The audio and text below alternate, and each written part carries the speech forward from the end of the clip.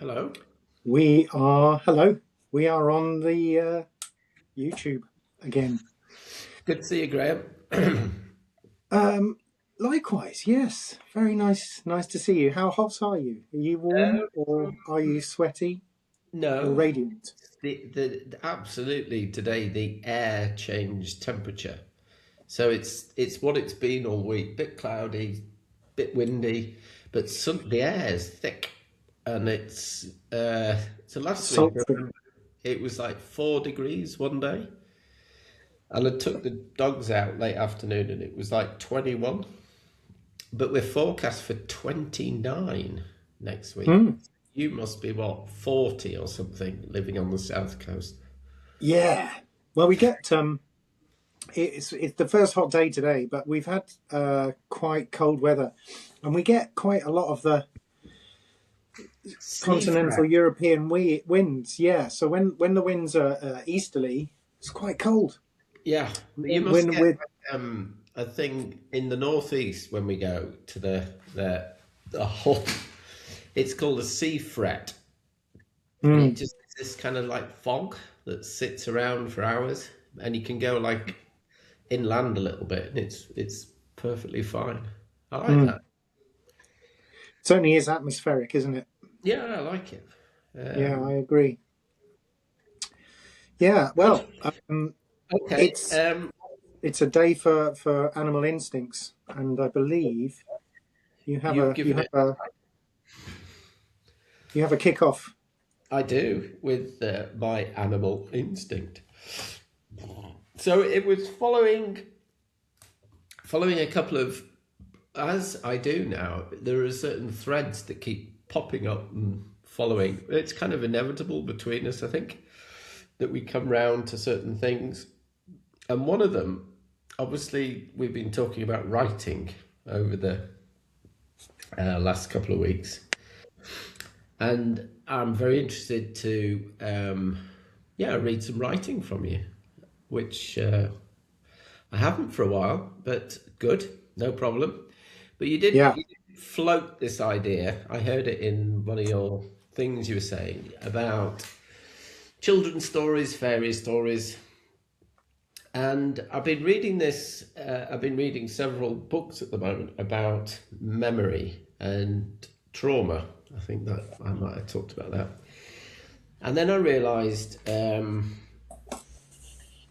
know where there's a book. I'm sure there is somewhere that I've read on this. So I was kind of thinking about it and then went back. And bingo, in the box where I thought it might be, was the book.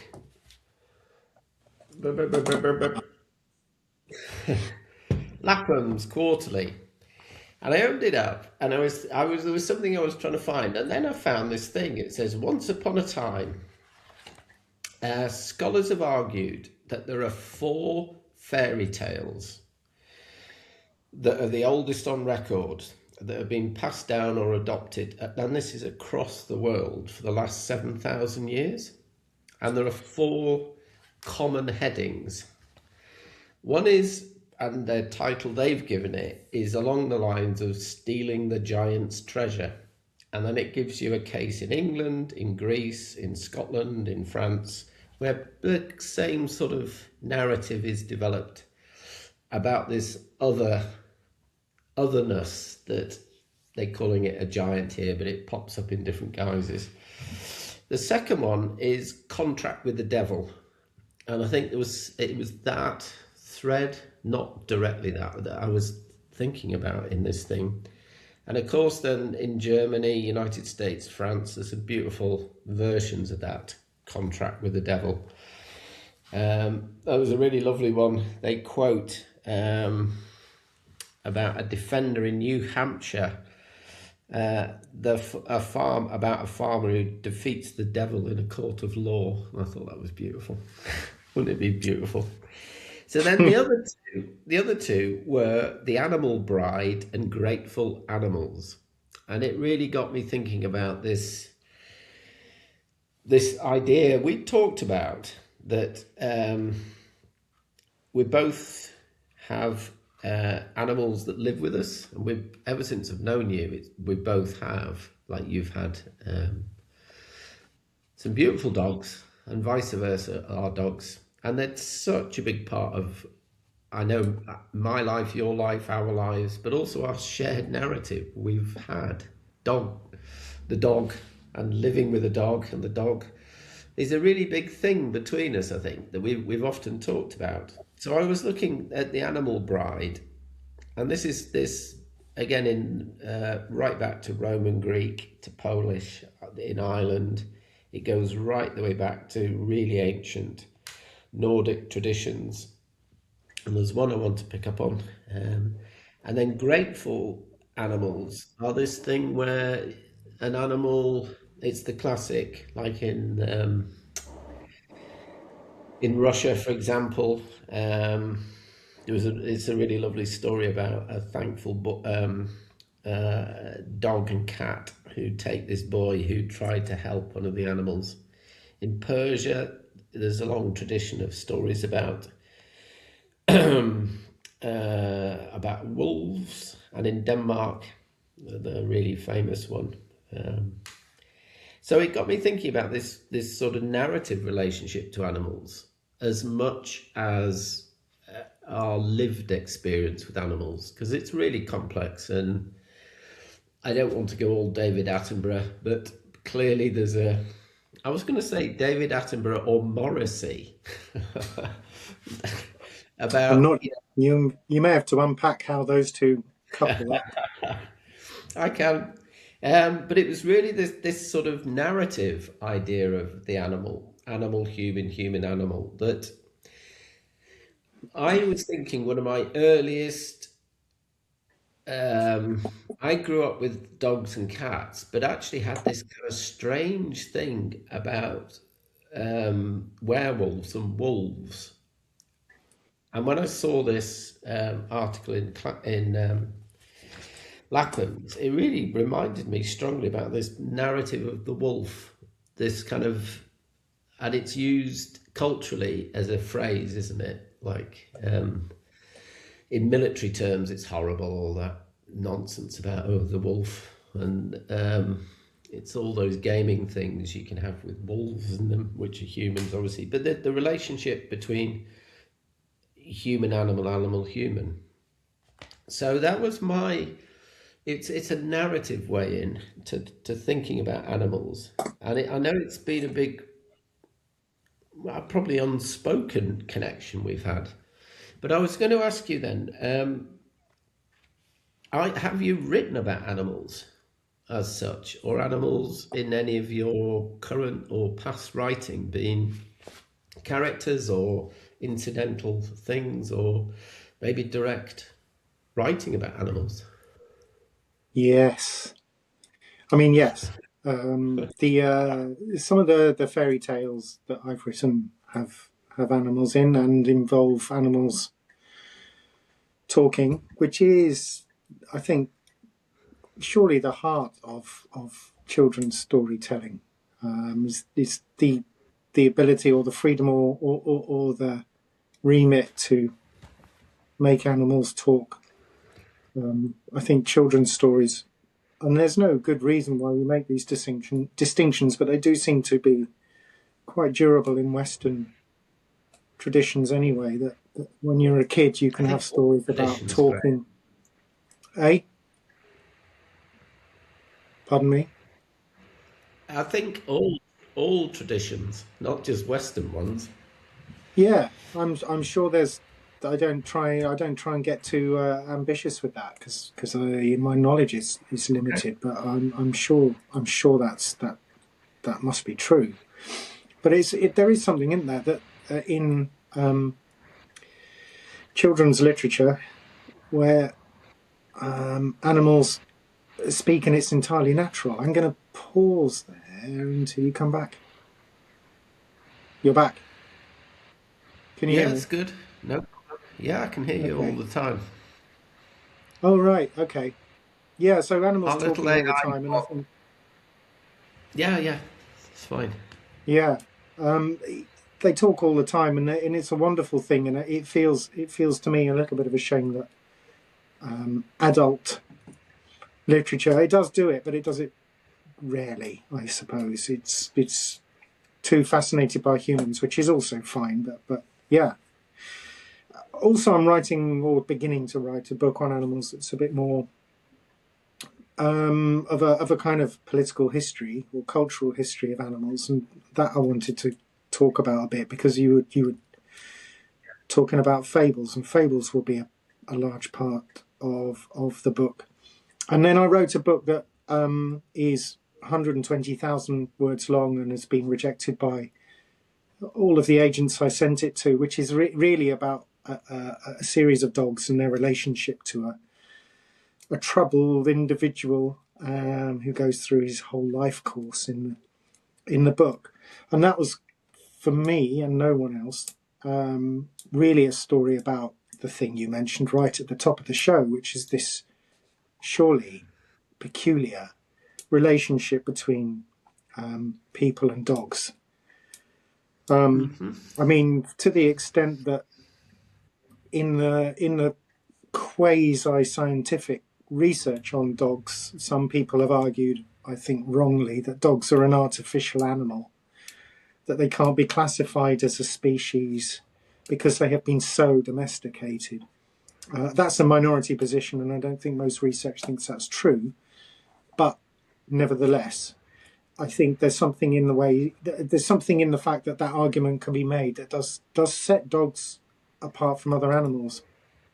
But if those are the fables, I'm just looking at those four I hate lists of 4 things that stories are about. I always reject them immediately, whether they're true or not, because lists of things, the 4 things or the 8 things or the 7 rules of whatever, they are intrinsically constraining advice nuggets, which are bad for one's inquisitive nature.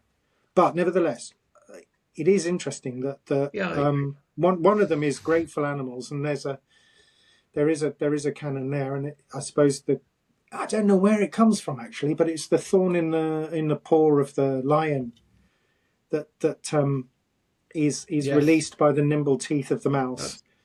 That's probably the one that is most powerful, but there are all sorts of other ones as well. We can maybe touch on those, but the ingenious thief thing is interesting because a lot of the symbolisms of the ingenious thief are animal, and most particularly vulpine. They relate to the fox, the clever fox, the nimble fox. Machiavelli was who kind of wrote obviously one of the most important pieces of writing on the nature of political power, kind of considered power in a way that was fox-like. And the fox knows many things and the rabbit knows one big thing. There's all these kinds of ideas of foxes and cunningness and ingenuity, which resound in all sorts of fables. The Faust fable, I'm saying the Faust fable, the bargain with the devil fable that you mentioned. Yeah. It brings us in, and you mentioned it brings us into a fascinating sub-history or lineament of history, which is animals in court. And up until the early modern period in Europe and North America, animals were in court, even animals like bees. Bees have been accused of homicide, seriously in court. It sounds so weird that you kind of think it must be a joke, something that might be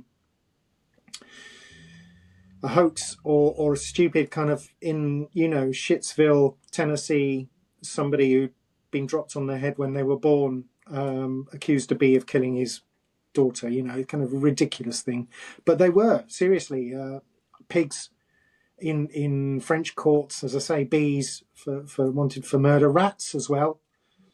And in many cases, because the idea of the proceedings of a court are in some fashion a reflection of these contestations of good and evil, there are often metaphors in there about the rights and wrongs of of harmful practice, and the devil's advocate is a very clear figure of speech or coinage which kind of associates justice with fighting against the devil, and most literally with regards to the goat. And I'm trying to think if there are any trials that have involved goats, but I can't think of any right now. Pigs, rats, bees, yes.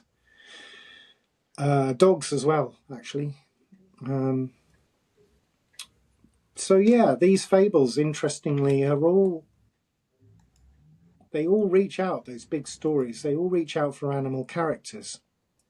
Animals are so important to the ways in which stories can be intensified or given forms, exotic forms, not human forms. If you want to explore any core moral or emotional question in literature, then animals are ready made for it. Really, they're just so pervasive. So yeah, I think all of those fabulisms are heavily. I mean, they're just all stories about animals as much as people. Yeah, and I think it's a cornerstone in cultural history, isn't it? I think from the Greek idea or Greek ideas around again the human, non-human, spiritual, human metamorphosis, the idea of us and the natural world we inhabit being able to morph across different things. I remember as a kid watching. Do you remember the original black and white, The Fly? Which Yeah, again, it's kind of Frankenstein idea, isn't it? It's sort of meddling with nature to the point where there's that moment at the end where I know. his partner is sat on a bench and this fly's buzzing around him, and all you can hear is this fly going, help me," and he's kind of doesn't know it's the fly man. Yeah, And it sort of it brings up this. I mean, my note, what I was kind of scribbled down when I was thinking about this was inevitably it's a kind of history of imbalance and exploitation, isn't it? This is, the history we know, you and I inherited, and god damn what a fucking mess it is, of exoticizing. So it's all right to watch the animals on telly, with that very predictable hunting narrative that comes up, the trauma moment when one of the little ones might be in peril and danger, and then it kind of builds up into this other narrative. And then I don't want to be over critical of, I think Attenborough's all right, but I remember just how scripted those programs are. And it's like, it's designed to give you the kind of the wonder, then the tragedy, and then the final blessing in the end and everything. I remember thinking, God, it really creates this really weird distance between us and it being animal and the animal kingdom, to the point of like exoticizing it in such an amazing, beautiful thing that gets transported into your living room. So we can visit the deserts and the jungles and go under the sea to the bottom of the earth and witness things which are pretty incomprehensible. And yet we have no notion of the impact of, well, we know, don't we? And I think there was a shift in Attenborough when he's the conscience of, it's not climate change, it's way beyond climate change. It's about pure exploitation, isn't it? And the tragedy of that became really suddenly apparent, that it wasn't just, oh my God, blue planet's amazing, you get Sigur Rós music playing and you're transported into this wonder world. It shifted into this real kind of conscience. And I thought that was a really a really big thing, and Yeah. um, the kind of shock. I was thinking more like you brought it up really in so much literature. I read, do you know Platonov? It's only been out published for maybe 20 years in the West. He's Russian, and the Foundation Pit kept coming up when I was reading about stuff as Oh, the right. greatest 20th, It's my 20th to read century. list. Okay, the greatest 20th century novel, partly because it never got Another one. translated. Yeah, and you're reading it, and right in the middle, there's this character who is they call him the bear, and because he's kind of keeping what is the collective farm moving, because he runs the foundry in the middle of it, and he's this kind of brutal, honest, everybody respects kind of character because he just does this graft every day, keeping metal for wheels, for all the tools, the machinery. He's this kind of honest person. And it turns out he is a real bear in the book. And there was this kind of beautiful Spoilers. moment where you just go, oh my God, it is a bear. And it becomes this other thing which gets you out of realism. And it's the magic in the book. And I think that's what it really moved me, but as a device, a narrative device. It's not about realism of going, oh my God, is it awful how many endangered species there are, let's look at them. But actually the transformative nature of animals in a human anthropocentric point of view.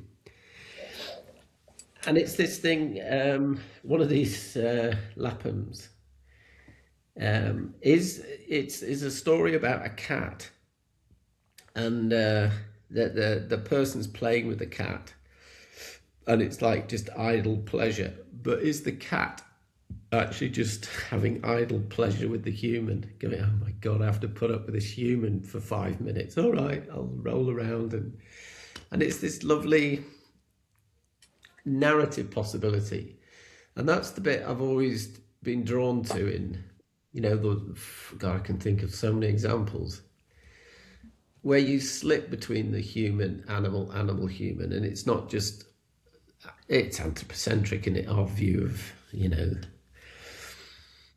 Well, the I'll come back natural. to that. Yeah. Yeah. It's like the animal stares back at you is always the beautiful thing about having dogs is, they stare at us just as much as we stare at them. It's just Yeah. then we're And I into mean, this. There's communication happening, but it's not in the verbal. Like, of course it isn't. But the communication that you build up is just extraordinary through gestures and movements and small little things or sounds that go outside that horrible pet thing, which is just about tap the bloody thing on its head yeah. and it's that thing you learn a lot, don't you? We've talked about this, Graham. We learn a lot from having bloody dogs living with us. I think there's something, which again, it's like trying to shift this, thinking about this, but shifting this idea of um, yeah, well, I don't know how you say it in another way, but this kind of anthropocentric idea of looking at the world in a Yeah. certain. Yeah. I don't, I mean, there's loads of things there. I know. So, Come on, I don't know. you know, I mean, I put your suppose big boy pants on. just going to open this, um, chin chin. Yeah, good else. Anthropocentrism is seems to me entirely a non-phrase. Like Okay. I still don't really understand what it means. Of course, we take a viewpoint from our own species because we are humans. We are not animals. I really don't understand. I mean, we are technically animals, and we share an awful lot all the other mammals, but we're really so distinct from other animals, and that seems to me plainly self-evident. We're the only species having conversations about species. We're the only species having conversations. We're the only species. We're the only species who possess language and sophisticated abstract thought. We're the only species that has formed our own environments to a sophisticated degree. No other. You can look at the animals that will assemble nests and traps. And that's all amazing, but it's just categorically nothing like what human beings have achieved. So, of course, we have a anthropocentric perspective. How can one take another perspective? It just seems to me completely bewildering. Is there a crow's centrism? Is there another way of seeing the world? There just isn't. People need to understand the universe within which they live, which is language, and it just is for us. And I don't see why that is this word critical, which I just don't like. I just don't see why that's a problem, and I genuinely find it mystifying, and I'm yet to see anything like a coherent reason why we should actively try and find a non-anthropocentric view. Are we supposed to make noises? Genuinely, that sounds like a facile question, but Wittgenstein once said, if a lion could talk, we wouldn't understand it. And although, it's nice to say cute things like that, I think it probably does tell us something about the division between humans and other animals. So yeah, I'm all for anthropocentrism. You can explore the language of Adolphe till your heart's content. I'm sticking with poetry and science. Thank you very much. In relation to what you were saying about natural history documentaries, that is really fascinating, and has always fascinated me, because it is, as you said, so affective. It is largely, particularly now, a device through which to produce, using wild animal footage, Disney stories. So it's kind of like day 3 and the mother still hasn't found food for its cubs. And you can see how badly edited all of it is. Like, they just edit the bejesus out of it all. And it's really unbearable, actually. I can't bear it. I don't know if it's exoticizing as much as anthropomorphizing. It is a very strong device in an awful lot of film and television making to create animals with human hearts, right? So the idea of animals that have the same worries and the same emotions as human beings, and then to impose upon those animals morality tales that are familiar to us through these kind of, hardcore narrative lines that are very familiar to us all, whether they be fables, fairy tales, or just things that get repeated in plays, or things that get repeated in novels, or things that come from religious texts. We all have our big stories to tell. So there is a lot of anthropomorphism, and I think, there's a lot one might say about that, but the thing it really always strikes me about that is how there's a constant workable hypocrisy in that, and I don't necessarily mean that judgmentally, although it has obviously a pejorative connotation. But there's such and this is a Western cultural thing. I don't think it does apply in other places, but you can maybe tell me otherwise. But Western cultures are so sentimental about animals. From in the UK, from the kind of mid-Victorian period, when you get these societies for the protection of different animals, this sentimentality grows and grows and grows, and I think is now pervasive in most Western cultures. And it's coeval with the rise of the mass meat industry, right, which begins in the late 1800s and is associated with refrigeration and canning and factory farming, to a degree that is, it involves the production of meat through the destruction of billions of animals every year. And that's not an exaggeration. I can't remember the figures right now, but I don't think necessarily you need to have clear data if you're talking about billions of animals. So there's a kind of really fascinating, it's called in the literature sometimes the meat paradox, that you can cheer on Babe when the little piglet escapes. Is it Babe? Anyway, Yeah. the one where the pig runs away.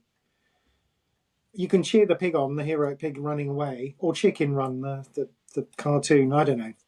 And then Yeah. you can consume meat that is part of a machine that destroys billions of animals, and that is a fascinating thing. I think that there I can be agree. such a sustained and It's structural shift between animals great. and animals. Graham, I'm on that now. That's my Morrissey, although I don't like Morrissey very much.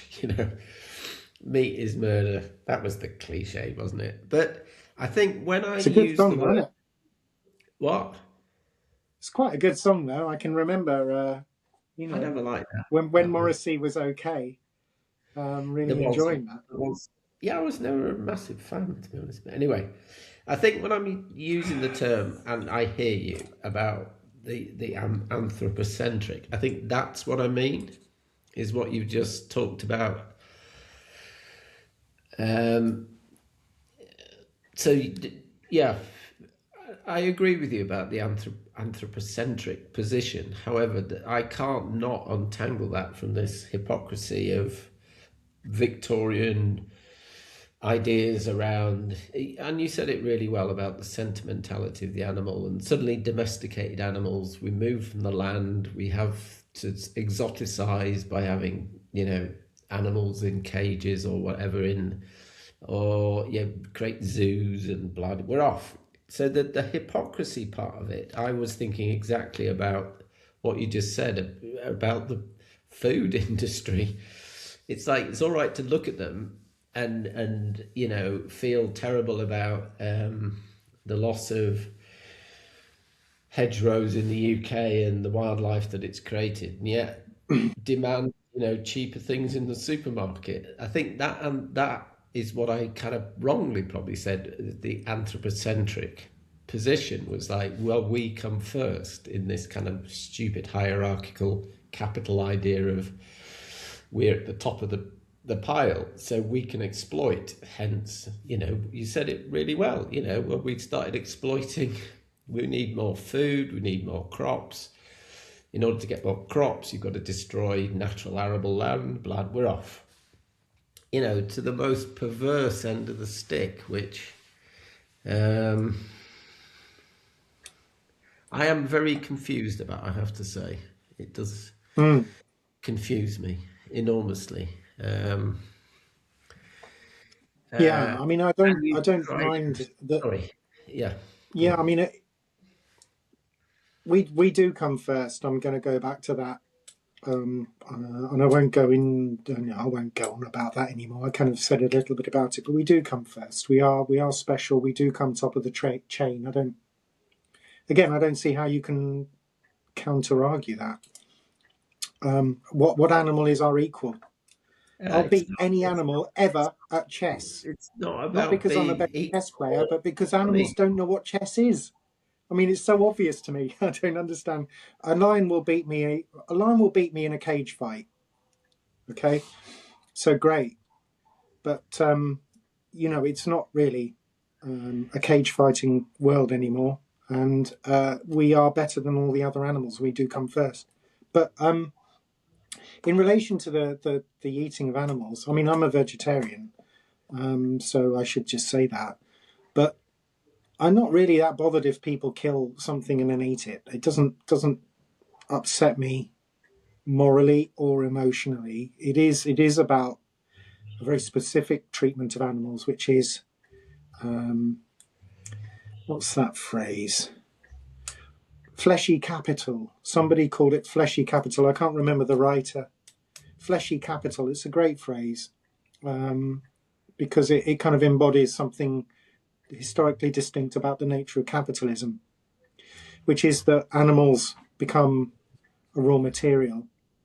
And in the process, the relationship between animals and humans becomes entirely focused on the relentless and increasingly intensified production chain. And you breed, you breed like a commodity, like Argos or and it like Habitat becomes or like it becomes IKEA. mass You just production, breed them. and Graham, that's that thing that has, I I think we think, just Graham. seriously. You're gonna have to stop. I mean, I what need the to say fuck? something.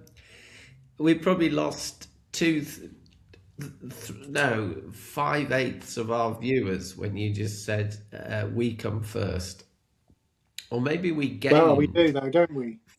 Who's going Maybe to we debate? gained. Who's going to debate that? Yeah. Who? Seriously, I'm open. I'm open-minded. Tell me Why why. are you Tell me turning what it the into problem a with first, saying we second, come first third, with. fourth, fifth? I Well, don't even there think of are it that orders we to come the first world. or second or third. I think we do, though, don't we? Oh, why are you even thinking that? As if there's some kind of hierarchical top of the pile. I think that I don't completely can't even think in my head. I don't even think that. It's I understand in terms of where we function, of course, and I don't feel very comfortable about a lot of that. But to say we are top or bottom or in the middle or better than that just seems bonkers. Hmm. It just seems like a plain fact That's of the matter. yeah, it just doesn't compute on that level. And surely that idea is Hmm. the very reason of capitalism. It's like we come first, so therefore we have the right to exploit, do what the fuck we want, or take it even further, and then you get into really nasty land, where you can dictate what becomes less or more important. And I think that's I find it very uncomfortable because we've seen it happen, haven't we? Where you create hierarchies of species, and that gets really problematic. Hmm. Okay. Yeah, I mean, there may be a quite fundamental difference of view there. I think that Good. All species, or what was it? All men are equal, but some more equal than others, or something.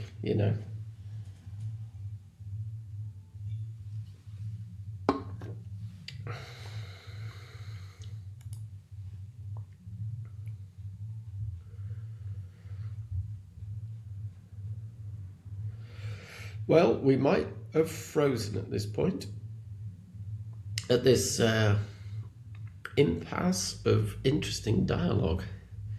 So if it's still recording, and it is on my screen, Graham currently is frozen. Now, whether that was his anthropocentric point of view or not, I don't know. Oh, he's gone. We shouldn't. I'm we're still recording again now. I don't know what happened there, but we're back. I think it might have turned off and turned on again, so we may have two parts. I'll have to snip them together somehow. Yeah, mine's still recording. Oh, good. Right. Okay. Well, mine lost connection just now. I tell you what. I kept talking, Graham. So okay. Well, I didn't catch any of it. Clearly, I know, because clearly, my voice is important and my opinion correct, and you went very quiet, so everything's fine now.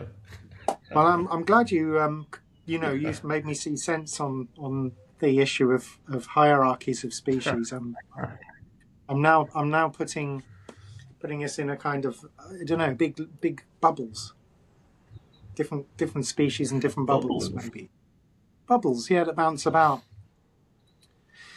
Like Yeah, a tasty but arrow. but just very quickly, I will say, because I do want to say one last thing about that. In my view, all of the questions about our relationships with animals are imminent. In other words, they're discussions about us and what we think is ethical or not. They do involve animals, Hmm. obviously, but they are largely questions that are discussed amongst people. Well, they are all about discussed entirely amongst people.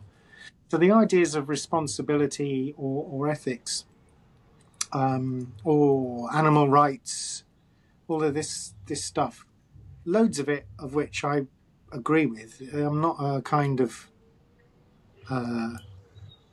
Jeremy Clarkson person who just wants to sniff and laugh at the idea of being emotionally committed to animal welfare. But they are all of those conversations that have taken place about how can we use animals to our best benefit have contained within them and are strongly associated with them questions about whether that's appropriate or not. So a lot of these things are within us. We talk about them, and it is, I think, self-evident that over the last 20 or 30 years, the idea of animal rights has become mainstreamed into most Western governments as well as kind of popular cultures. Um, and although that may be very constrained or problematic in one way or another, it is part of this agonism or internal debate that is permanently in Yeah.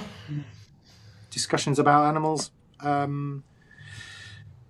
So yeah, it, that's it's still very human. The idea of you don't need an animal input to discuss what the ethics of animal treatment is. You just have to recognise that animals feel things and have their own worlds and their own demands and their own consciousness and their own intelligence. It's not ours, but we need to value it. That would be my kind of basic Yeah, I starting agree with point. that completely.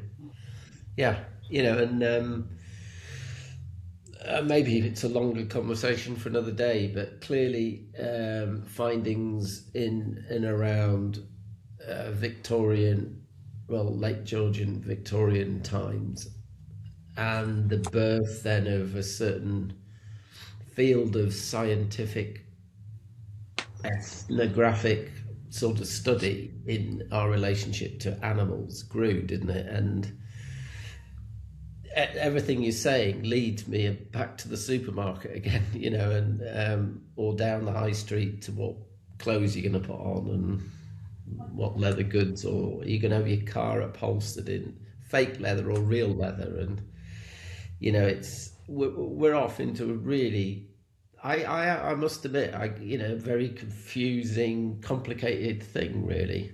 Um, and one can only try and be as, I don't know, as take care with certain things when you can. But that's almost, well, yeah, you can. But it's not straightforward. And I think if we go back to kind of almost where we started with the idea of how embedded that relationship is in all storytelling, and it's both a threat, clearly, because it's the Little Red Riding Hood, all the way through to the most magical, beautiful, wonderful, poetic thing, isn't it? And I think that symbiotic relationship that we've evolved, and I wonder what it's, where it's heading in that sense. Um, um, One of the biggest centres of human animal studies is at your former university, I think. It is, yeah. And Shah, yeah, shark. Yeah, Sheffield Animal Research Centre, Shark. yeah. And they have an offshoot which is very much around art and literature and culture, and which I am aware of through obviously Chloe has worked with them. And maybe there's something, yeah. I wanted to talk about dogs today, but we haven't. But maybe that's for the future.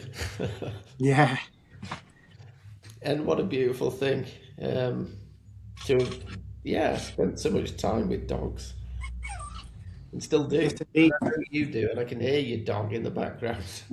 No, that's next door. It's Oh, going to play. It wasn't my dog. That's next door playing football. oh, hey, good.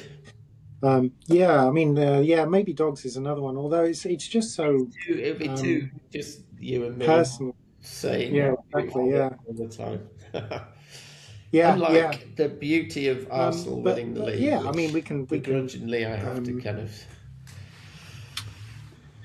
there are some things I think you can say that are sort of mid-range about dogs. One of which is this very specific uh, emotional relationship that dog owners have with dogs, which is it's nothing like nothing else. I don't think. I mean, people speak about cats and horses. I think mostly in similar ways. Um, and there's a quite famous book in the dog literature called Adam's Task, which kind of talks about dogs and horses Right. as having these intuitions. It's quite well known in the it's a dog book. I've read a lot of books on dogs recently, but dogs have. I mean, there is a symbiosis or a co-evolution with dogs. I think that is I think demonstrable historically. Dogs just pervade all sorts of stories and pieces of art. Yeah. And there's a star named after a dog, and there's basically dogs rule the cartoon world. They are remarkably intimate, and you do have a reciprocity with a dog, which is, I think, also peculiar. They do intuit, they listen, they look out for what nowadays are called micro gestures. Yes. Um, and It's, there it's is, well known that dogs, the case of saying that dogs have adapted humans to them better than any other animal in terms of interdependencies. yeah, And there's I a have kind to of say, one of my scariest encounters was a wild pack of dogs at the back of a supermarket in North Russia when I was having a can of good beer, and when I was smoking, you go around the back of the supermarket and there was a fucking pack of wild dogs. And I was like, ooh, ooh. And they said, don't go near them. And sure enough, come on. It was this real face off. It was not pleasant. mm, yeah. Did you? What happened then? They attacked. What happened? You cut out They a would little have bit, but I'm assuming they had a made go at me. you. It was standoff. Yeah, I just went back inside. fair enough. Yeah, Okay, at this point, we're up to our approximate are we? allotted time. Okay. Yeah. Well, I won't tell you my story about the warthog then. You'll have to save it for next time, Graham. Okay. Stay Leave tuned us for a with story about warthogs. bated breath. Our listeners will Mm, be absolutely fucking dying to hear. they certainly Okay, will. good. Yeah. Okay. Always a pleasure. Until next time, Indeed. stay See ya. crispy. Bye.